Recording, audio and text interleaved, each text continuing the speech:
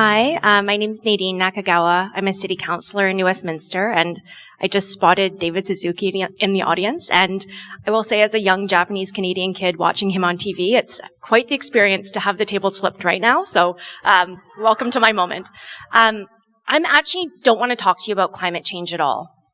I actually want to talk about hope for a moment. And I have three thoughts to share with you. So one is that I really want to encourage you to reach out to local government. Sometimes we forget, we reach out to Minister Heyman or the federal government, but local governments can do so much and they're so much more accessible.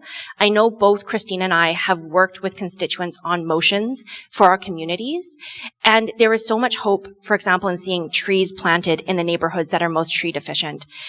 There is opportunities in local government, and I'd be happy if you don't live in New West or if you live in Vancouver, reach out to Christine, but to work with you for different municipalities of who you should reach out to and who you could work with on motions. So that's my first thought, is go to local government. My second is that I think I'm just as well, I was going to say well known, but maybe the word is well hated for my work on anti-racism as I am for my work on climate. And I bring that up because, there's these issues that people are maybe just now becoming aware of. Things like racism that different communities face, colonialism. I know a lot of people really discovered the history of colonialism over the last number of years. Ableism, economic inequality. And these issues seem so big and so heavy, and they hurt people every day. But the fact is that they're all interconnected with climate change. And so as we deal with climate change, we have the opportunity to build the more beautiful world that we all know is possible, that we're all crying out for. And so I think about things like making food for friends, taking care of people that we love, spending time with animals, gardening, with our neighbors. These are all part of that beautiful world. And so I really see it coming towards us as we deal with this number of issues. And it feels just like sometimes, oh my gosh, one more thing that I have to think of. But really, when we are developing our climate plan in US, the piece that I was most excited about was taking back road space for community.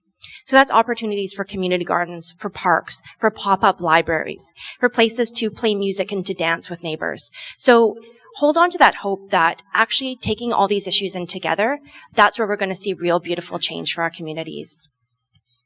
The last thought that I wanted to share with you is, it's not even a thought, it's just an experience that I've had that just brings me so much joy. I was invited to meet with a middle school club called the Monkey Rebel Activist Club. They have a very scary logo. And these kids wanted to talk to me and my colleague Tasha Henderson about bringing a motion for a 15-minute city. If you're familiar with this, I hope you're not familiar with the conspiracy theories around this, but It is so much around climate. It's around equity. It's about connecting communities. It's about building the kind of cities I think we all want to live in. And they had this list of demands for us, not requests, demands, that we build more public washrooms, that we build public seating, that we plant trees, that we have signage for bike lanes. All these things together. They were so thoughtful. They were so informed. The motion is coming up on Monday, tomorrow, for discussion in the city of New West. They're coming to tell us. And, they just said to us, we know that you're going to say you're doing these things. And City of New West, we are doing these things. But they said you have to do more and you have to do it faster. One of the kids said to me, I want the kids who live in my building to be able to bike safely to school. We all want that. And so these youth, they understood it so deeply. They understood the connection of the issue. They're pushing us. I think we have to turn towards them, towards Indigenous leadership. The answers are there. We already know what they are. We just have to move, as he said, faster, quicker. Thanks.